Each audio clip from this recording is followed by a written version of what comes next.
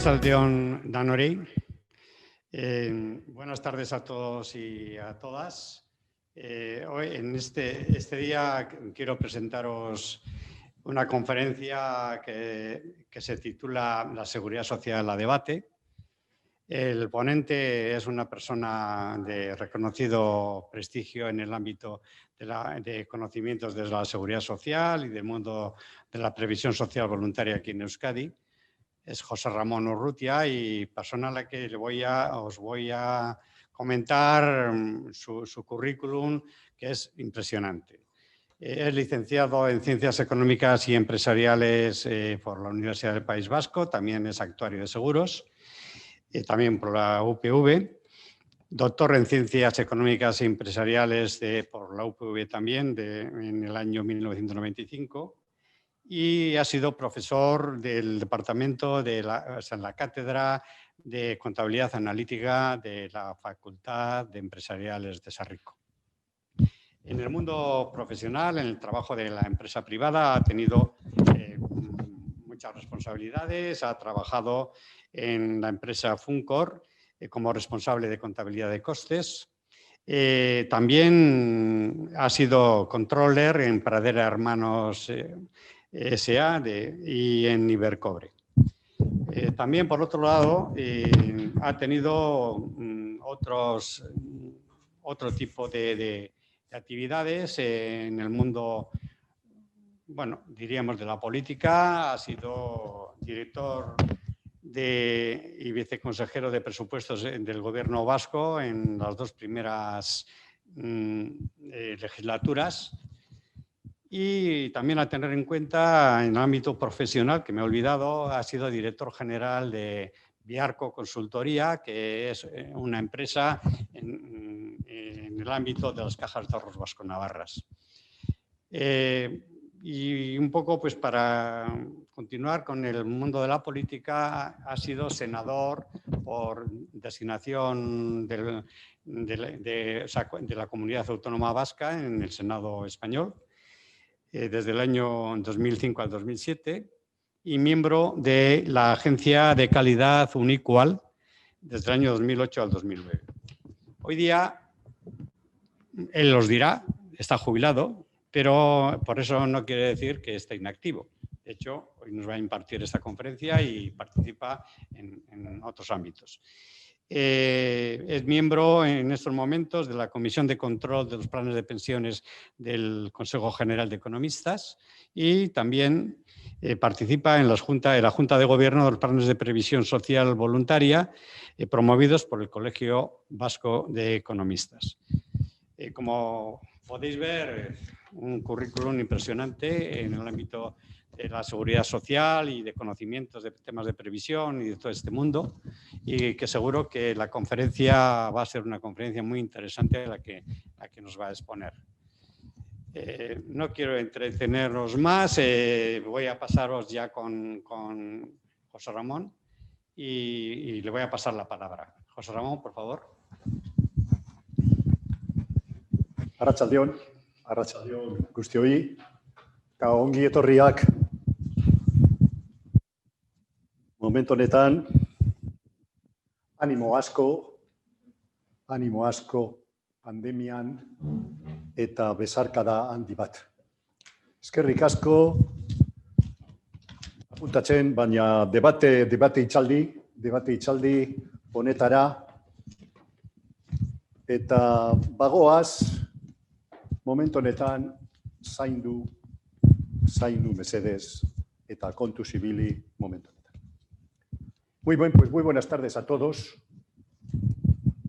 Este tema del Stermin, que estamos aquí, es curioso y me está recordando en las épocas históricas cuando empezamos en Sarrico a ejercer la docencia, años 60 y tantos, 70 y tantos, esto de ver el aula completamente o casi completamente libre, me recuerda cuando había aquellas huelgas salvajes, los años 60 y tantos y 70 y tantos, en el mundo de Icatú y Paisarrico, fue una época a tener en cuenta, y cuando entraban las fuerzas de orden, y a desmano entraban y daban.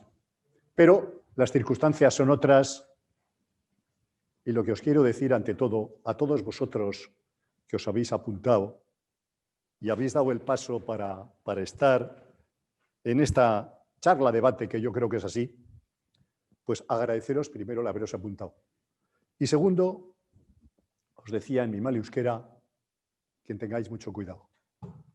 Daros un abrazo, sobre todo a los que estéis pasando un momento duro desde un punto de vista humano, desde un punto de vista de salud o desde un punto de pérdida de algún familiar que por esta pandemia y este coronavirus está creando verdaderos problemas. De verdad, contar solidariamente con todos los demás y vamos por lo menos durante una horita no a olvidarnos, pero sí a dejar de lado el tema de la enfermedad y vamos a ir a otra enfermedad que la vamos a tener y sobre todo la van a tener las siguientes generaciones porque es un tema que se va trasladando de generación a generación con respecto a la seguridad social.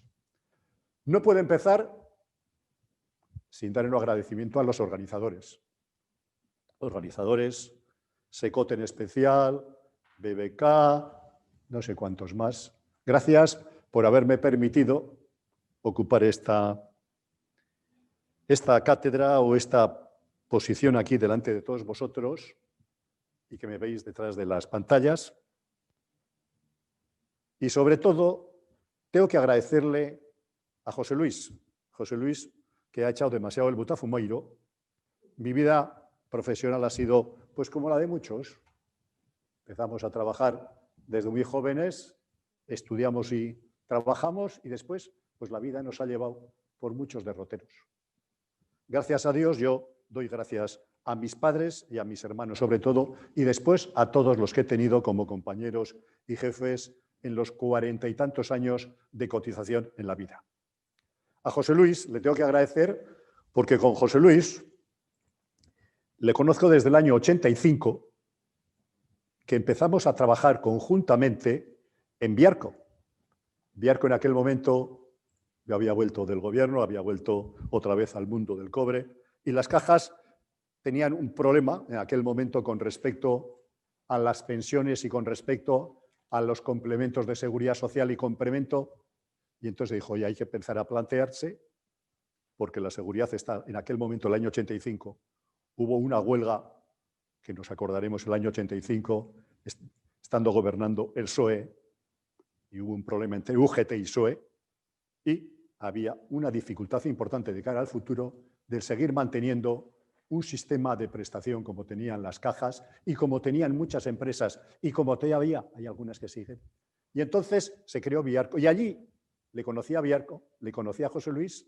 José Luis trabajaba en la caja, trabajaba, en aquel momento no era la BBK.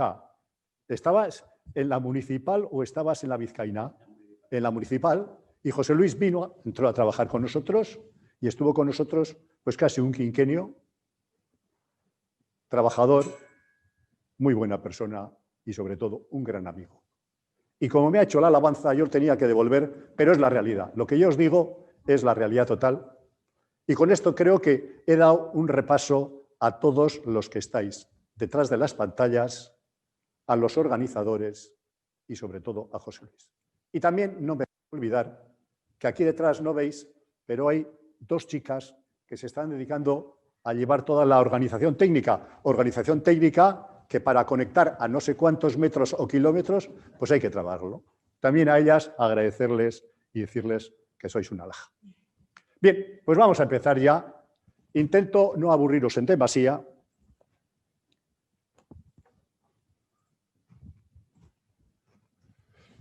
Vamos a charlar un poco, pero no me gustaría sino que fuera un debate. Me han puesto una serie de normativa. Yo hubiera dicho que desde el principio me pudierais parar en cualquier momento, pero yo como la técnica no la sé, pues me han dicho que las preguntas al final. Pues yo voy a ir con mi tema. En caso de que alguien no me entienda en algo o no vea claro, por favor, que me tome luego y luego tenemos todo el tiempo a vuestra disposición. Yo digo, para empezar, que lo que la seguridad social es la gran desconocida y es incomprendida por la gente. ¿Por qué? Porque primero, hablamos como de fútbol. Todos sabemos de todo, podemos hablar de fútbol. La seguridad social sin saber las particularidades y las concreciones. Yo lo que intento hoy es profundizar en aquellos aspectos que para mí han sido los causantes de los problemas de la seguridad social y por dónde pueden ir las posibles soluciones. La seguridad social primero es odiada. Cuando tienes que cotizar, la odias porque tú cotizante como el empresario tiene que durante X años a ti te descuentan, tú cobras menos y el empresario le cuestas. Y después, cuando estás llegando a los 50 y tantos, 60, 60 y tantos, deseas, quieres cogerla, pero te vas encontrando con que la van recortando, que la van empequeñeciendo y tienes de cara al futuro todo incertidumbre, toda una inseguridad que es la repena, que son en los años de prestación. El sistema público de pensiones actual, ¿qué características tiene? Y tenemos que saberlas radicalmente cómo son. Primero, es un sistema público, está claro. Detrás de está la administración y está la seguridad social y está el ministerio en este momento de seguridad social, de migraciones y de inserción. Perfecto. Es de tipo contributivo. Aquí no hay ayudas sociales, aquí no hay aportaciones gratuitas, sino contribuye el empresario si eres trabajador por cuenta ajena y si no, tú solo si eres autónomo y aportas tú. Es de tipo contributivo clarísimo. Aquí no hay ni donación ni ayudas, no, de tipo contributivo. En función de lo que tú aportes y el empresario, tú al final tendrás tu prestación, siempre adaptando a ese modelo. Segundo, es de prestación definida. Cuando ya causas la contingencia, a ti te determina cuál es tu prestación. Es un sistema de reparto, no de capitalización. Es un sistema de reparto de tal forma que los actuales activos son los que te pagan la pensión. El dinero que ellos están cotizando a ti va a tu bolsillo a final de mes o te lo abonan en cuenta.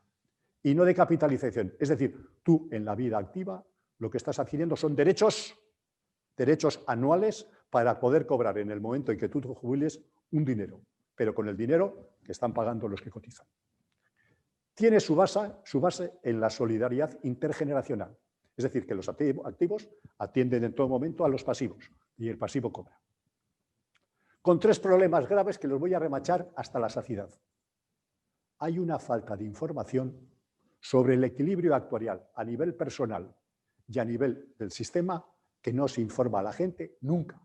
Lo más que te manda la Seguridad Social, la Tesorería, es cuántos años has cotizado y punto final. Tú no sabes lo que han cotizado por ti acumulativamente, ni tampoco sabes ni orientativamente qué prestación vas a tener.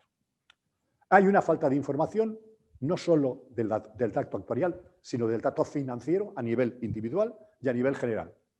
Y hay una falta de información sobre cómo va el sistema y qué arreglos hay. De vez en cuando salen.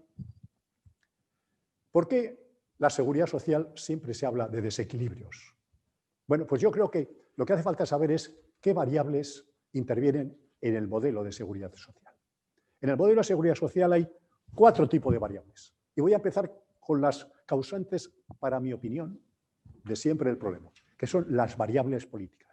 Son aquellas que la administración, el gobierno de turno, actúa agraciablemente diciendo voy a dar facilidades y voy a hacer que menos, por ejemplo, los autónomos, la lineal, una cotización lineal, o grupos de colectivos como congresistas o senadores cotizando no sé cuánto van a tener la pensión máxima, o se les va a dar no sé cuántos. Son variables políticas que el Estado, la administración, en el momento en que las aprueba y las saca en el boletín oficial y se aprueban, no hace la memoria financiera de lo que sale ese coste de lo que va a hacer, no solo en el año en el cual lo aprueba y lo saca, sino en la vida mientras las personas que lo vayan a percibir van a vivir.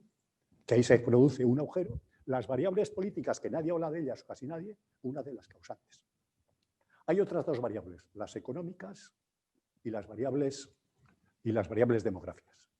Las variables demográficas es cómo varía la natalidad, cómo varía la mortalidad, cómo varía la incapacidad de las personas, en función de si hay pocos chavalitos, problemas graves, si hay la gente, la mortalidad se va retrasando, hay más esperanza de vida, si hay más o menos incapacidades o invalideces, también afecta.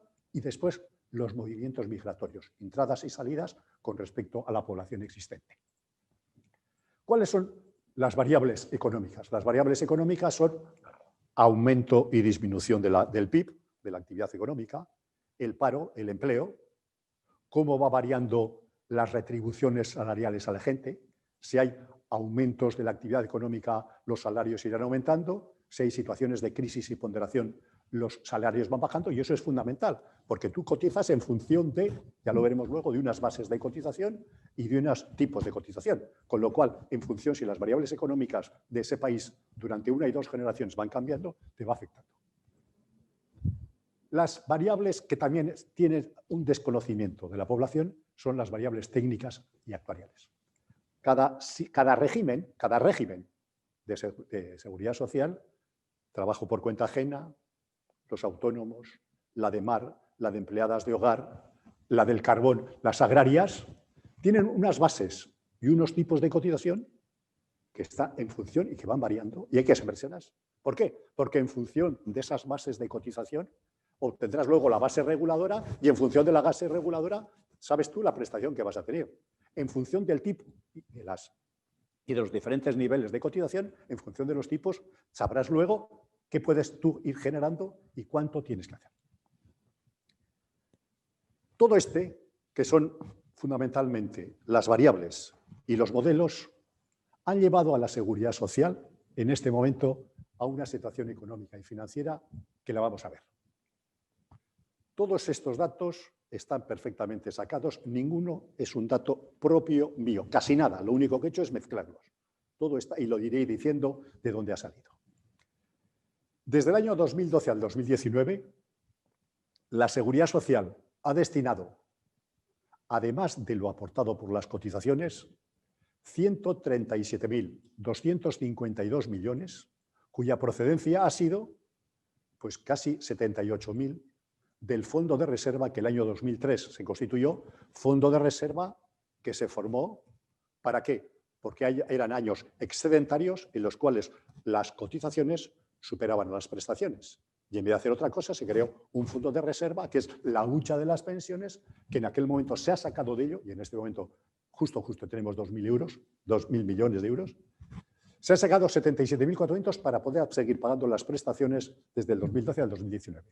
Además del Fondo de Contingencias Profesionales, el SEPE, que ahora es el SEPE, se han sacado 8.000 y 51.000 son préstamos del Estado, préstamos que eso habrá que devolver en 10 años, veremos. Tenemos también, de los años 90 y tantos, cuando gobernaba el PP, otros 30 y tantos mil o 40.000 millones que están en la barra de hielo. No sé, cuando salga al sol le pegaréis y escapará, pero esa es una deuda que está. Pero bueno, anualmente, para poder atender las prestaciones del 2012 al 2019, se han tenido que poner 17.000 millones de más.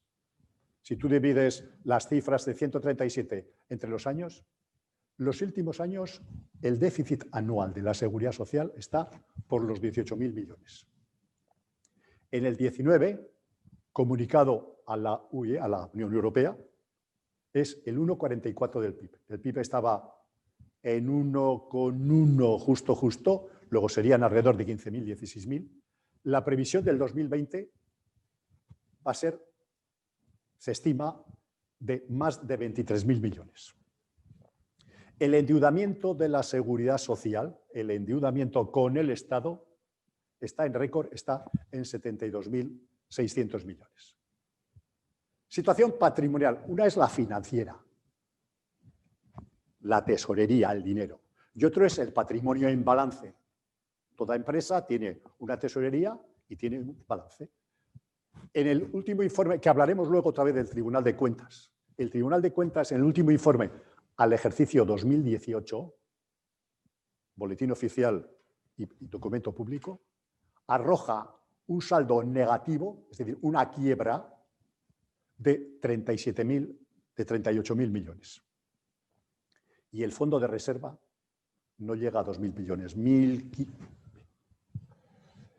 El nuevo ministro, José Luis Escrivá, el nuevo ministro de Migraciones y de Inserción y de Seguridad Social, hombre que yo creo que ha empezado a acercarse al mundo técnico y al mundo actuarial, tiene un secretario de Estado, un tal Israel Arroyo, que me acuerdo de él. Es un hombre que está dando entrada a la visión técnica y actuarial y a la visión de las variables políticas, las variables graciables, para intentar buscar soluciones del desequilibrio y analizar. Entonces, José Luis Escrivá, que antes era responsable de la autoridad fiscal AIREF, dice que él prevé equilibrar el sistema sin bajar pensiones, eso es lo que ha dicho, mediante 4 puntos. Primero, transferencias que haga el Estado, transferencias, no préstamos, que luego lo veremos. La transferencia tiene una distinción, la transferencia es a costa de los ingresos de la administración, no son préstamos, no hay que devolver, anualmente te lo dan, no hay que devolver. Dice, de la Seguridad Social, por lo que el Estado ha dejado de pagar y se ha generado una serie de agujeros, porque en el momento en que daba una serie de graciabilidades a colectivos, a personas, a lo que fuere, no ponía el dinero de ese año y los siguientes. Entonces, él ha hecho unos cálculos que actuarialmente los actuarios, y como actuarios puedo decir que también el Instituto Vasco de Actuarios, que ahí está Iñaki de la Peña, Joseba Iñaki, que es un chaval fenomenal, también ha participado. Luego veremos el informe. Entonces dice, oiga, lo primero que hacer es el Estado es transferir un dinero por aquellas situaciones por las cuales lo que el Estado no ha asumido. Él dice que por lo menos va a hacer este intento durante 3 años y en el presupuesto, que no sé si hablaremos del 2021, ya ha pedido que le den de 13.000 a 15.000 millones para tapar los agujeros correspondientes. Segundo, con impuestos. Él dice, oiga, si el sistema si el sistema cumpliendo todas las variables y cumpliendo todas las exigencias de los modelos y de cada uno de los regímenes, si no da, el sistema tiene que cerrar siempre en equilibrio. Habrá que sacar impuestos que atiendan. Él dice tercero, y esto siguiendo directrices del Instituto de Actuarios, voy a defenderlo porque como instituto y miembro, que la contributividad total. Es decir, en este momento, cuando a ti te van a calcular la pensión, te hacen en función de unos años. En el año antes del año 85 eran los 2 últimos años o 2 años que tú podías elegir. Luego fueron 8, luego 15 y ahora están en 25 años. En Europa y los actuarios del mundo están diciendo que tiene que ser en función de lo que tú has contribuido. Que tu cálculo tiene que ser en función de lo que tú has contribuido en todos los años. Sé que el pacto de todo, y luego lo veremos otra vez, tampoco no adquiere esta dimensión que él dice, pero bueno. Y él dice también, cuarto, adelantar, no retrasar la pensión. Es decir, la pensión se debe de cobrar en el momento en que tú cumplas la edad legal de jubilación. Ahora son los 65 y 10 meses. El año que viene serán los 66 y el año 2027, 67. ¿Qué perspectivas futuras tenemos en el sistema? Los déficits propios cada vez más importantes tras las reformas llevadas a cabo, teniendo en cuenta que el Estado, y vuelvo a repetir, había hecho utilización de las cotizaciones para atender cosas que las debía haber atendido él de su presupuesto porque las había dado graciablemente. Segundo, en datos territorializados, la Seguridad Social anualmente, y yo creo que ahora cada mes, da por territorios. Casi todos los territorios. Antes estaba un poco Madrid y Canarias positivo, ahora en este momento todos los territorios están negativos. Es decir, las cotizaciones no dan para atender las prestaciones. Ese déficit. Causas, fundamentalmente la longevidad poblacional. Daros cuenta que cada vez se vive más, la esperanza de vida es más larga, con lo cual los cálculos actuariales hay que modificarlos, para lo cual ahora vamos a hablar enseguida de lo que se llaman las cuentas nocionales, es decir, que en función de cómo van las variables demográficas tenemos que ir cambiando las circunstancias. Que la natalidad va a la baja, con aumento de esperanza de vida, el paro y el empleo, circunstancias precarias, como en este momento está y las que nos van a venir, perjudican completamente, crecimiento económico limitado y devaluación salarial.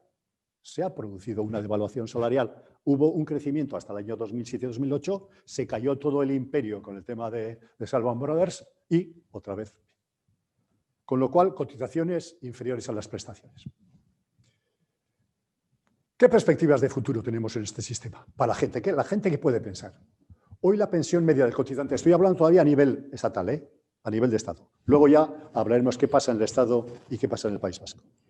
La pensión media de un cotizante sin vacíos, es decir, cotizando los 35, los 36 o los 37 años correspondientes en cada momento, anda entre el 65 y el 70% de su último sueldo.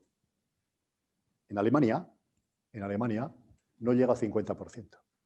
Luego hablaremos de Alemania en algún momento oportuno, porque nosotros, pues yo por lo menos que siempre observo como el pueblo alemán, Alemania, las pensiones medias alemanas son menos que las vascas y tienen salarios más altos. ¿Por qué motivo? Por Alemania Oriental. Daros cuenta que la fusión de Alemania Occidental y Alemania Oriental, los orientales estaban en circunstancias, ¿sabéis bajo qué regímenes? Y entonces la media Alemania tiene pensión, que ya lo veremos cuando hablemos. Cada vez menos pensión, ajustes a la baja. En el futuro de media, ojalá me equivoque, pero yo creo que no se llevar ni al 50% del último salario.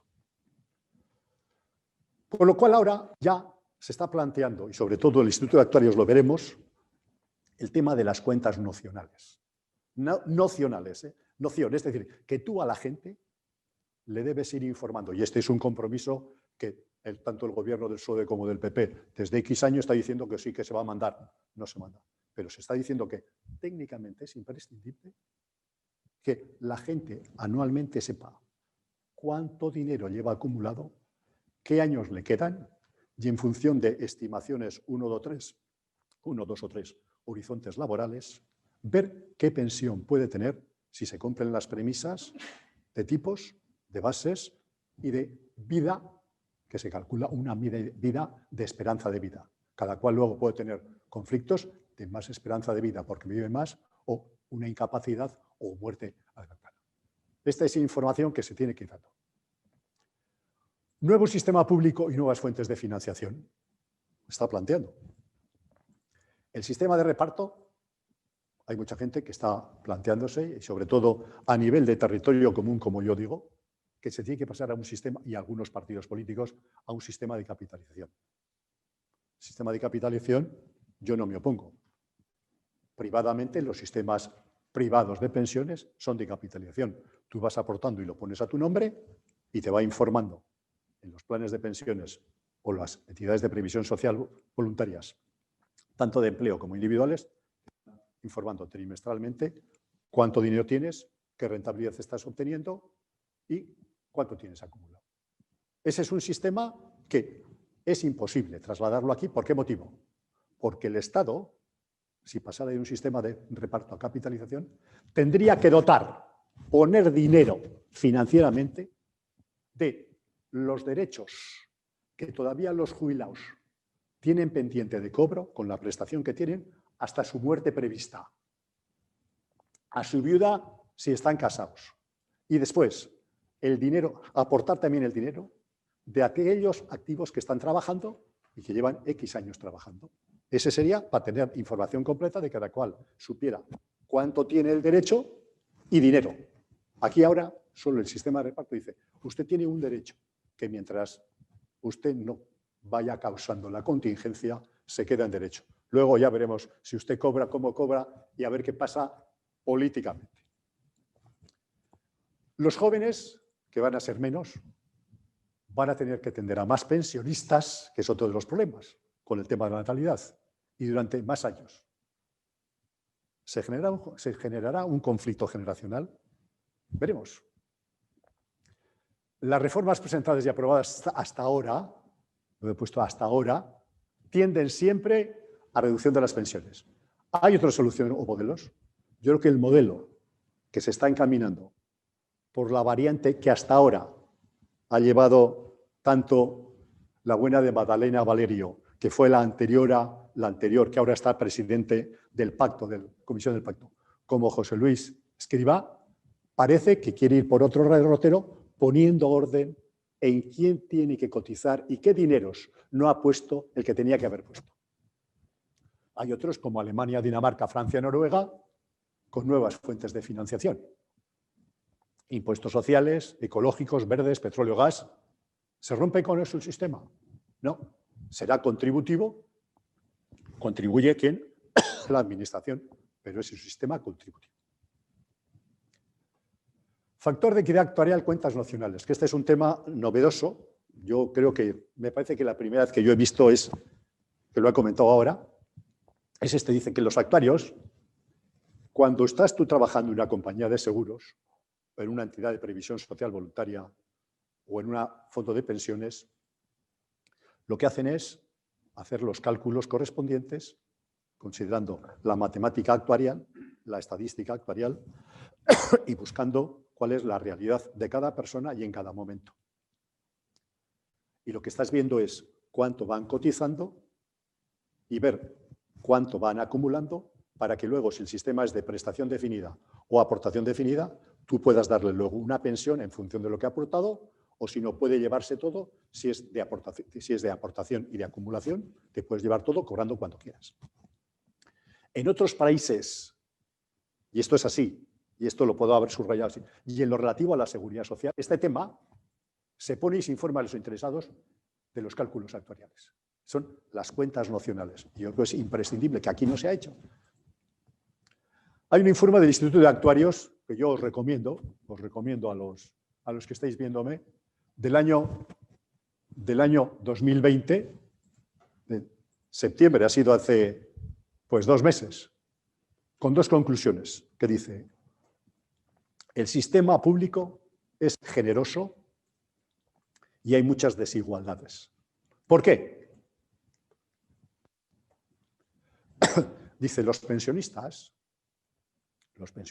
en general, como media, ahí lo pongo, cobran un 51% más que lo que han cotizado.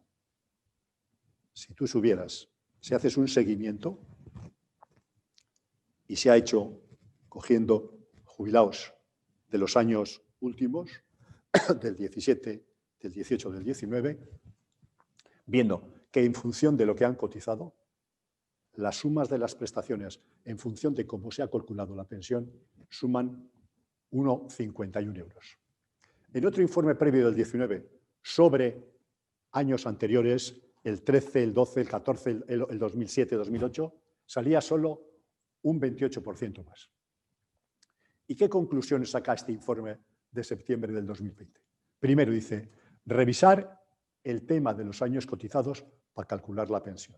Dice, oiga, hay que ver en qué años ha cotizado y usted tiene que ser eminentemente contributivo, no de 25 años y elegidos, sino en función de los años que usted ha cotizado realmente y lo que tenemos en el papel acumulado, no haciendo juegos malabares. Segundo, revisar las penalizaciones de la pensión por anticipo, que eso se va a hacer.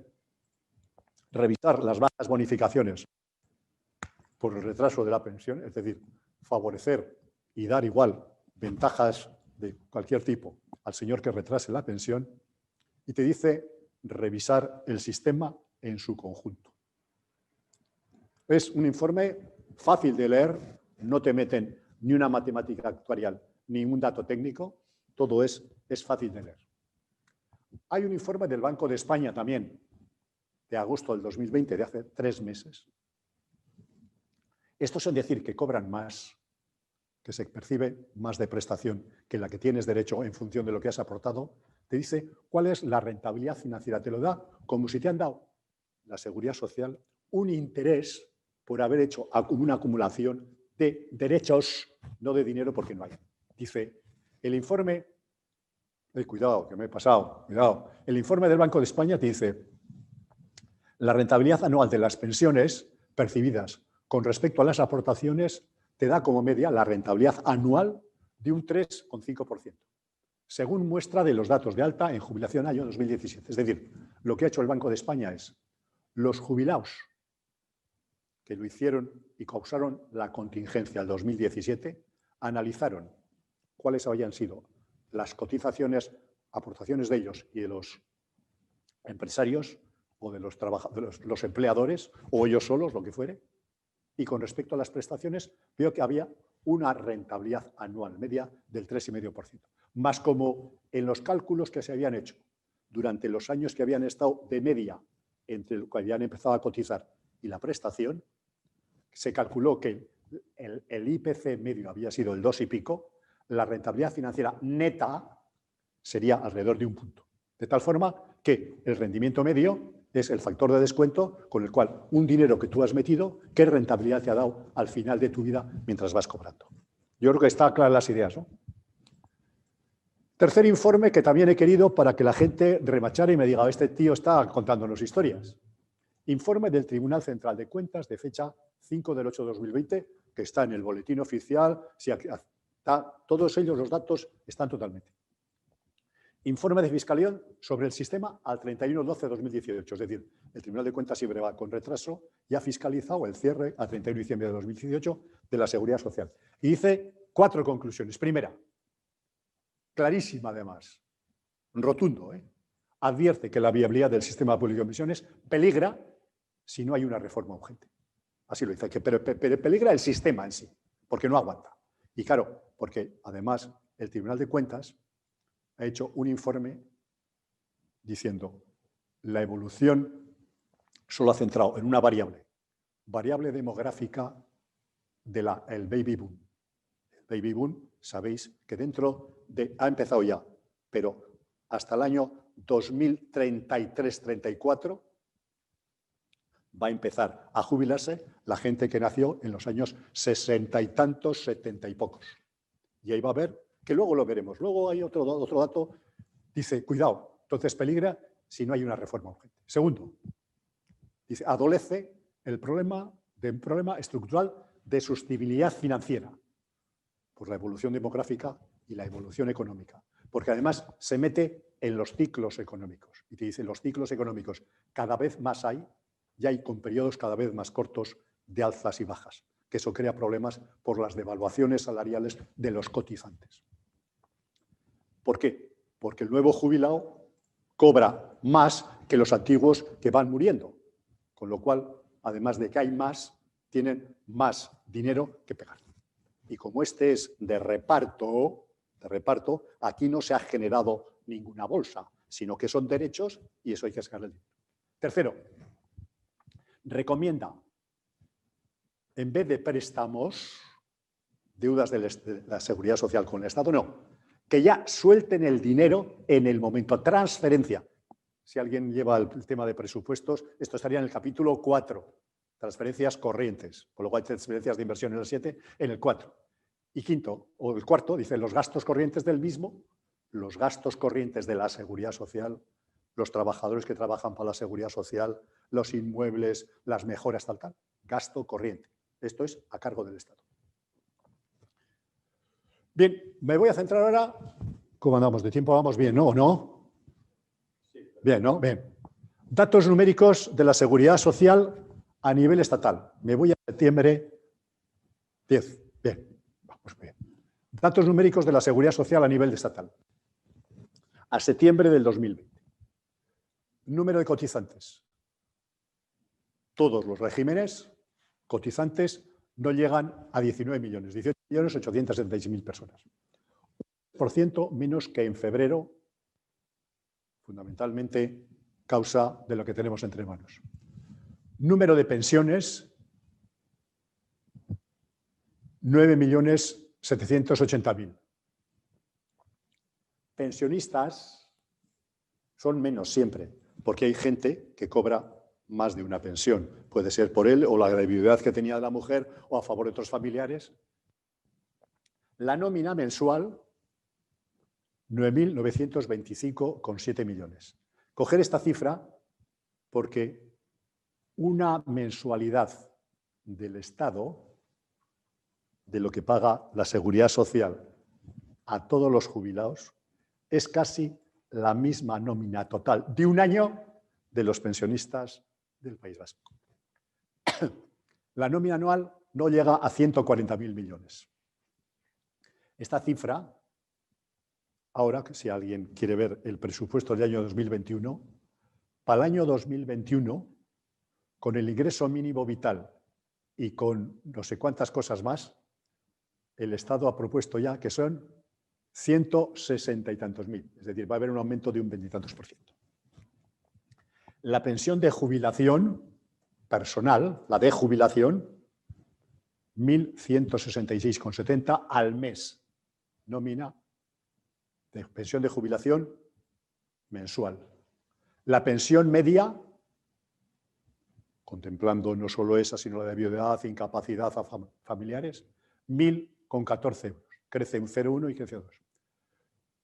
Dos datos. Solo cobra la pensión máxima de los 9.780.000, un 5 por 2, un 5 por 2%, la pensión máxima. Y solo llegan a 750 euros un tercio de los jubilados. Es decir, que dos tercios tienen pensiones más bajas que 750 euros en España. Y aquí viene el problema de lo que decía el Banco de España, que es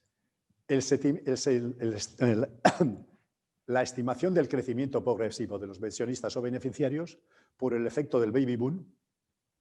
Se estima que a partir del año 2024, 2025, 2026 y hasta el 2040, anualmente el número de beneficiarios aumentará de 200 a 250 al año. Con lo cual, lo que ahora son 9 millones de pensiones, 9,7, superarán más de 15 millones.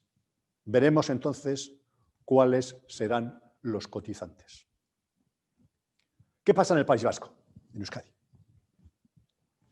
El número de cotizantes totales, 945.000. Estamos también en septiembre, un 3% menos que en febrero. El de autónomos, hay dentro de ellos autónomos 168.000 y de extranjeros 68.000. Digo esto porque luego comentaremos de pasada un tema de estos. Número de pensiones, número de pensiones, 560.000 pensiones que se pagan y número de pensionistas, 510.000. La nómina anual, la otra era 9.900 millones, ¿os acordáis? Era al mes. Esta anual son 9.878 y la nómina mensual del País Vasco, 705. La pensión media de jubilación nuestra, 1.400, la otra era 1.100. La pensión media allí era justo 1.014, aquí 1.258. Y la pensión media de viudedad, 879. Vamos a sacar algunas conclusiones de estas pensiones. Comentario a los datos de pensiones de Euskadi. Yo creo que son dos, más. Más del 60% de los pensionistas vascos percibe una pensión menor que el umbral de la pobreza. Es un concepto que se utiliza bastante en Euskal Herria, que es el umbral de la pobreza, que es de 1.067 euros. Más del 60% cobra menos que eso, cobra menos que 1.000 euros. Está claro, ¿no? Está clara la idea, ¿no? Es a donde voy, para las cuantías de las pensiones. Aunque la pensión de jubilación, esa es la media, ¿eh? De acuerdo. Más del 70% de los o las pensionistas de viudedad en el País Vasco tiene una prestación por debajo del salario mínimo interprofesional, 950. Con lo cual, son cifras un poco preocupantes y daros cuenta que estamos en Euskadi, que Euskadi, y vuelvo a repetiros, tiene pensión media más alta que Alemania y más alta que varios países de la Unión Europea, de los 27. Que ya lo veríamos. Si con el tiempo y José Luis se porta bien, igual en algún otro momento podíamos ver qué otros sistemas de pensiones existen, cuáles son las características y qué ventajas tienen con respecto al nuestro y por qué. Bien, bueno, pues entonces vamos a ir. Me gustaría terminar con esta y con otra. En este momento el Pacto de Toledo, antes de ayer,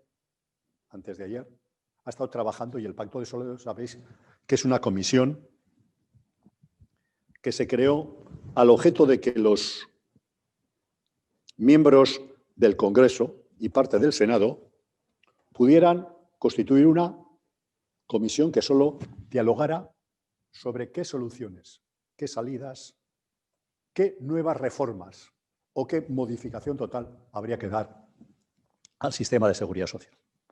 Aspecto, primero, que vamos a ir a lo que dice. Ahí va, ¿qué pasa? Proposiciones y recomendaciones. Esto, la comisión, es lo que ha dicho primero. La han aprobado todos los partidos menos Vox, que son una serie de recomendaciones. Luego veremos qué pasa, porque esto luego se pasa al Parlamento correspondiente. Habrá que hacer votaciones sobre cuál es la redacción que se da a cada uno de estos puntos. ¿Cómo queda? ¿Qué pasa? ¿Qué dice el Gobierno? ¿Qué dice la oposición? Y después, ¿qué dice la Unión Europea? Porque aquí de todo ello, daros cuenta que una de las salidas, y ahora lo comentaré al final, lo que estamos intentando es que cada palo aguante su vela. Es decir, que aquellos gastos que antes corrían a cargo de los cotizantes y debía ser del Estado, ahora ya el Estado corra con su cuenta, con lo cual el sistema de seguridad social se ve disminuido en ciertos gastos, pero esos gastos se trasladan al déficit público. No tendremos déficit en seguridad social, pero pasará déficit el Estado. A ver qué pasa en la Unión Europea con respecto a ello, porque son unas cifras que empiezan a temblar y empiezan a poner preocupante. Con lo cual, estas las recomendaciones, y ahora iremos viéndolas, vamos en 5 minutos los vemos, que son interesantes y vamos a ir analizándolas. Hay algunas que se oponen a lo que dice el Instituto de Actuarios, hay algunas que se oponen un poco a la visión técnica, pero políticamente a la gente y a los partidos políticos parece que les ha gustado. ¿Qué dicen? Primero, hay que continuar con el sistema de reparto.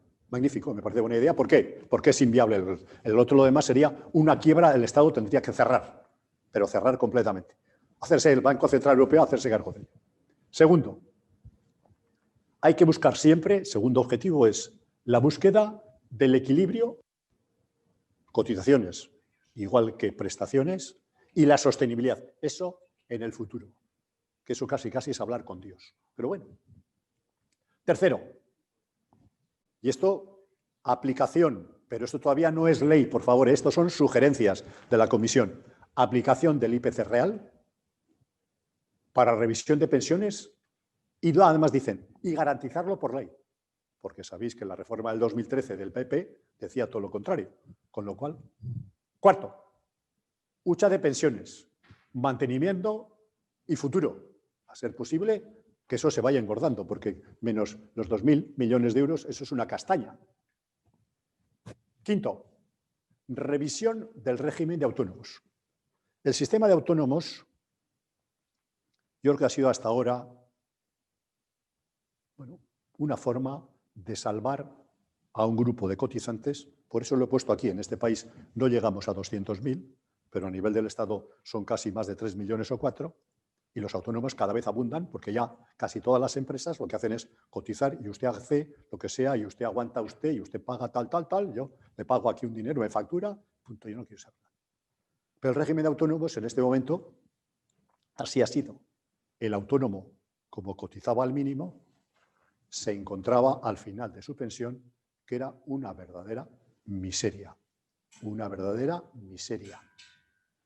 Por ejemplo, en la renta de garantía de ingresos, que es lo que el gobierno vasco da, y está en el Departamento de Acción Social, están 50 y tantos mil vascos, casi el 20 y tantos, yo creo que no sé si el 19 o el 21%, son autónomos que están cobrando una pensión tan baja que la renta de garantía de ingresos le da.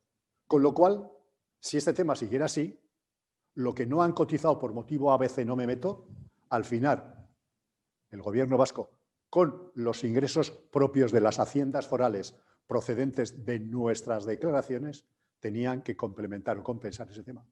Claro, date cuenta que este es un tema de lo que no incorpora su momento, luego te viene atrás.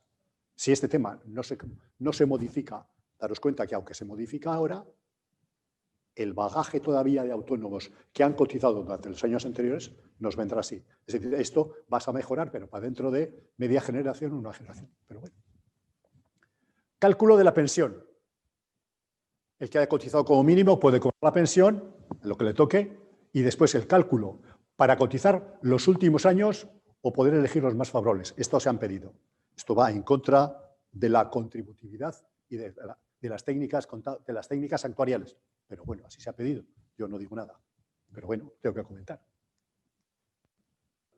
Información, eso es. Información y transparencia de la futura carta naranja para los cotizantes. Las cuentas nocionales que decíamos, que cada cual supiera cuánto lleva de aportado él y el empleador, qué estimación tiene en este momento y qué estimación se puede hacer de cara a su futuro para cuando vaya a jubilar, hasta qué prestación puede alcanzar o no al objeto de que él vaya haciendo su composición del lugar. Control del fraude y la comparación del gobierno anualmente y comparecencia del gobierno en la Comisión del Pacto de Toledo. Lo pide muy bien. Edad de jubilación, edad legal, año 2022 con 66 años. El año 2027 con 67 años. Y entonces, la gente que se anticipa y la gente que retrocede, mejorar. Analizar jubilaciones anticipadas y prolongadas. Prestación de viudedad y orfandad. Cuidado aquí. Dice, reformar las primeras. ¿Por qué? Porque ya un porcentaje importante de chicas o de señoras que pueden ser luego viudas están trabajando, con lo cual hay que ver qué circunstancias. Y ya la reconvertibilidad o el traslado cuando muere el marido se suprimiría, pero ojo, tendríamos que mantener todo grupo de personas que han estado cotizando en función del criterio anterior. Después dice, los sistemas privados de pensiones, las EPSVs, apoyar el sistema de empleo. Y después que empiecen a cotizar por la inteligencia emocional, por los robots, por los avances tecnológicos y por todas las circunstancias. Estos son lo que... Bien, y llegado a este punto, yo aquí hago un parón y voy a pedir un minuto más a José Luis, porque veo que está ya con las preguntas.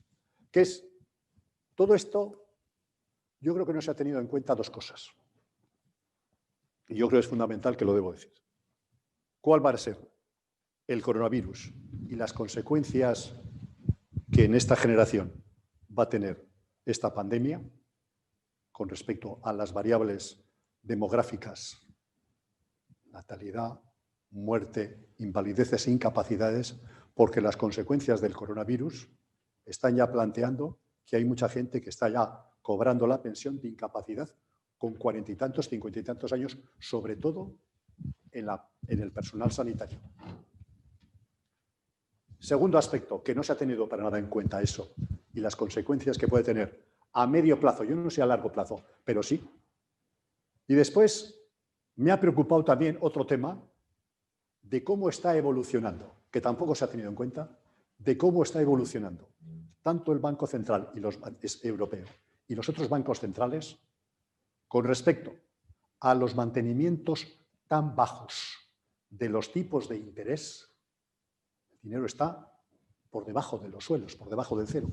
Pero no solo para un año o para dos, sino está para por lo menos 10 años o más. Y solo esa previsión de que las circunstancias de actividad económica sean tan escasas para que haya que reforzar con una rebaja de tipo de interés de tanta fortaleza, tan cruciales, pueden generar problemas de cara a media generación, a una generación, y todo eso hay que tenerlo en cuenta en una reforma como se quiere llevar la seguridad social. Yo creo que me he pasado, ¿no? 5 minutos, 7, 10. No, no te has pasado porque... Yo empezaba a menos 20, con lo cual... Hemos empezado un poco más claro, tarde. Joder, ojo, cuidado, No, José Luis, porque ya vamos a mantener la lista, ¿no? Bueno, tenemos aquí algunas preguntas.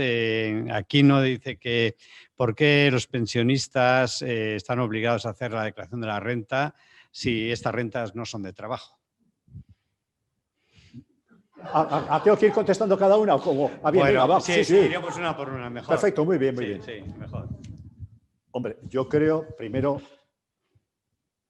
porque tanto la agencia tributaria como los organismos fiscales a nivel europeo, como las haciendas forales, dicen que este es un dinero que tú has conseguido como una renta de trabajo.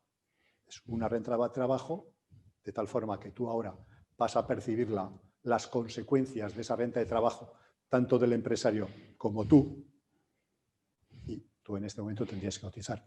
Ojalá, bendito sea Dios, que las haciendas forales dijeran atleti, que no pague nadie. Yo me apoyo con él, pero racionalmente yo no comparto. Perdón. Sí, perdona, que no le mire José Luis, que no te mire a ti. Sí. Claro, que le mire a las chicas. Venga. Sí, bueno, el mismo Aquino tiene otra pregunta que está más referida a las EPSVs. Venga. Y dice que las EPSVs al día de hoy, cuando se rescatan, están exentas del 40%. De tributación. Dice, ¿cuándo las haciendas forales lo van a eliminar? Yo entiendo que lo que él quiere decir es cuándo están exentos de tributación, pienso. ¿No? No cuándo van a eliminar el 40% de exención. Bueno, yo como solo depende en este momento de mi mujer, de mis hijos y de mis nietos, y yo puedo hacer porque viví en ese momento cuando la norma foral de las 3 diputaciones, y en aquel momento yo dije, oye, pero ¿qué pasa esto? Si este es un complemento a la pensión pública, ¿cómo tú puedes dar un beneficio y quieres que además la gente cobre de una vez el rescate? Si este es sistema complementario de previsión social voluntario de Euskadi, ¿cómo es esto? Y no voy a decir quién, pero hubo un diputado de Hacienda que me dijo, oye, queremos recaudar, es necesidad de recaudación. Perfecto. Y me imagino que este tema, si Dios quiere, cuando la racionalidad venga, irá adelante y será una renta de trabajo que tú cuando lo cobres anualmente incrementará la retribución que tengas con la pensión. Pagarás el IRPF correspondiente. Y este tema yo creo que en la reforma que dicen que sale en 2022, creo que salga. Javier pregunta... Aunque previamente hay algo, yo creo que también hay algún retoque hecho en interín, pero bueno. Javier pregunta, no sé, no le entiendo muy bien, pero te leo lo que pone. Por el desequilibrio estructural se requieren aportaciones externas. Los jóvenes ganan menos que los pensionistas. ¿Por qué van a aceptarlo? Sí, claro que sí. Yo lo he planteado ahí. Claro, date cuenta que los jóvenes van a ser menos y van a tener que atender las pensiones. Hombre, yo lo que creo es que el joven lo que tendrá que hacer es conseguir que la retribución, y además que yo soy de la idea que va a haber devaluación salarial. Es decir, yo digo, en este país, sobre todo, en este país, en el País Vasco, no sé si, y en territorio común, y en Europa no lo sé, la gente joven va a tener trabajo. Sí, porque son pocos, hay pocos, y va a tener trabajo. ¿En qué condiciones salariales? ¿En qué condiciones de contratos de trabajo? ¿En qué condiciones de elementos base de su actuación? Pues cada vez va a ir a peor. De verdad, yo lo digo, va a tener trabajo, eso sí, y la gente va a poder. ¿Qué grado de supervivencia va a tener? No lo sé. Yo no soy demasiado optimista con respecto a las perspectivas futuras, por lo menos a medio plazo. A largo plazo, como decía John Maynard Keynes, nuestro padre, todos muertos. Pero bueno. Bueno, hay otra pregunta de José María que dice, dadas las condiciones estructurales, ¿qué posibilidades tiene el País Vasco de asumir plenas competencias en materia de pensiones? Pues mira, José Luis. Es el siguiente capítulo. Es que José Luis. José Luis siempre tiene que salir aquí en colación. Es que el título de la charleta de hoy, el debate de hoy, era seguridad social. La seguridad social a debate. Y después ponía punto y seguido. ¿Es posible un sistema público vasco? Y José Luis, pues no sé si por el motivo de que yo me alargo mucho, que soy un pelma y que me paso, me dijo, oye, pues vamos a dividirla en dos. Con lo cual, ¿por qué os os voy a dar un anticipo que yo no sé si José Luis y aquí la gente de SECOT... Eso seguro que te invitamos, José. Seguro que te No invitamos, sé. José Ramón, para otra ocasión. Fijaros que ya el año... Os ha comentado, no voy a hacer el incensario, no me he hecho incensario. José Luis ha comentado que yo en el año 80, del 80 al 84, 85, estuve en el gobierno vasco, en el Departamento de Economía y Hacienda, con Pedro Luis Uriarte, al cual le rindo un sincero homenaje, y siendo lehendakari Carlos Garaikoetxea, al cual le rindo también otro homenaje. Ya en el año 82, cuando había aparecido, que ahora han sido los 41 años del Estatuto de Autonomía, el 25 de octubre, apareció que teníamos competencias para la gestión del régimen económico de la Seguridad Social y el desarrollo legislativo de la Seguridad Social, artículos 18.2, B y C del Estatuto y disposición transitoria quinta, si no me menea la cabeza. Ya el año 82, en el presupuesto, que lo presentamos, porque yo estaba entonces director de presupuesto, al cabo de un mes no me echaron, si me subieron, porque uno pasó a Madrid y pasé a viceconsejero, sacamos ya lo que se llamaba la Gunkidecha, es decir, que el gobierno vasco previó ya, y existe un reglamento, sobre un organismo, era un organismo autónomo, dependiente de, no sé si era de Seguridad Social o del Departamento de Economía y Hacienda, la Gunkidecha, que se hacía cargo de la gestión del régimen económico. 41 años han pasado y todavía estamos en esa negociación. Pero bueno, si me siguen y estos señores me dan otra opción, yo, claro que sí, yo sería partidario. Yo soy partidario de llevando con orden, de llevando con una casuística soportada por técnicos, por financieros, por abogados y por gente que tenga capacidad que existe en este país, se podía montar un sistema público vasco. Si esto me oyen, y he tenido polémicas en debates tremendos, gente cuya conciencia es de tipo más estatal, me dice que es una locura. Yo creo que es una locura lo que hemos visto en la seguridad social, y no os hablo de seguridad social, los años 60 y tantos y 70 que se hizo con el dinero. El mismo José María nos dice: se ha hablado de cara al nuevo sistema público de pensiones de la imposibilidad de incorporar un sistema de reparto. ¿Por qué? No, al contrario, no. El sistema de reparto de capitalización, le he dicho yo. Bueno. Yo he dicho, yo creo que así he dicho, Yo he dicho, sí. Oiga, y además que ahora también el Pacto de Toledo sigue el sistema de reparto. Porque y he dicho, ¿por qué? Porque el Estado tenía que sacar todo el dinero de los derechos consolidados que tienen los activos, dinero, ponerlo, que también tenía que poner dinero de los pensionistas que están cobrando ahora y lo que tienen pendiente de cobrar hasta el final, y todo eso había que soltarlo y ponerlo. Que eso podía ser, en aquel momento se considera que hay un estudio actuarial hecho. Yo me acuerdo que nosotros en los años 93, 94 hicimos un estudio en Biarco sobre este tema y nos salía ya como 2 o 3 veces el PIB del país de España. Y ahora en este momento sería como una dotación como de 2 anualidades y media o 3 del PIB. Es decir, estamos hablando de 3 billones de euros. Y sería de capitalización y cada cual tendríamos y punto final. Claro, fenómeno. Melin pregunta: ¿cómo es posible que, sabiendo las previsiones sobre el sistema, no se centran en modificar el tema de las cotizaciones, pensiones, etcétera? Pues porque, mira, yo creo que este tema, si dejas en manos de políticos con el refrendo, pues el político va intentando solventar los problemas mientras está en periodo de gobernación y siempre dice, vamos a hacer esto, y el que venga detrás ya arreará con lo que venga.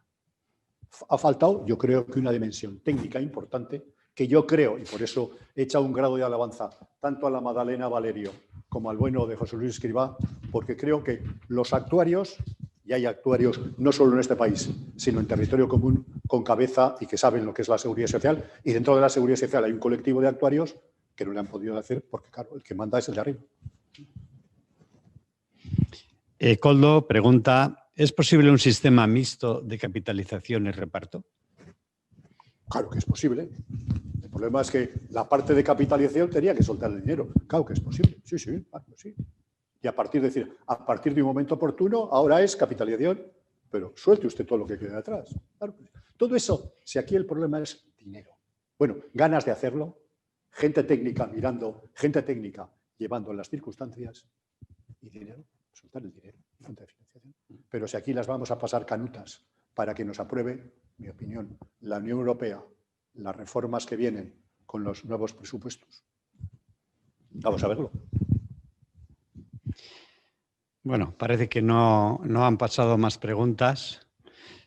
Y bueno, pues ya te voy a hacer yo una última. O no sé Venga, si es pregunta, igual es un poco estrambótica, pero es lo que... No, en absoluto. Lo que en algún momento se han estado, bueno, pues...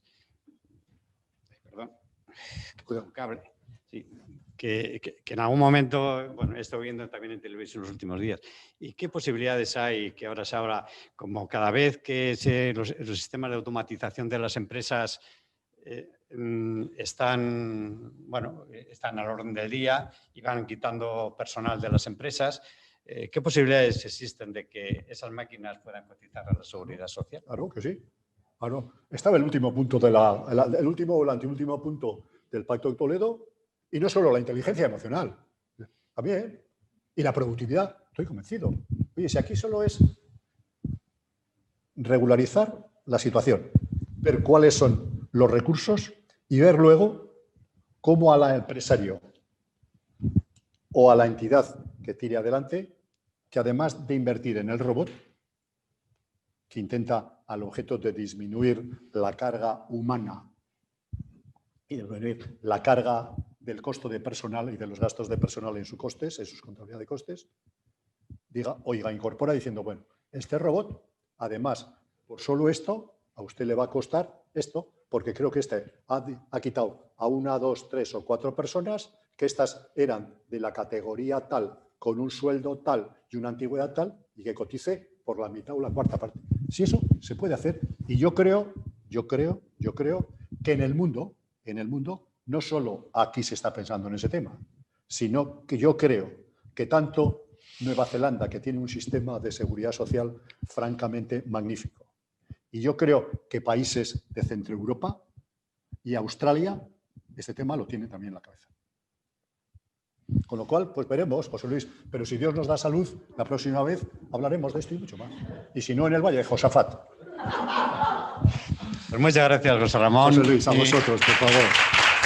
Vas pasando bien. Oye, venga, fuera, joder.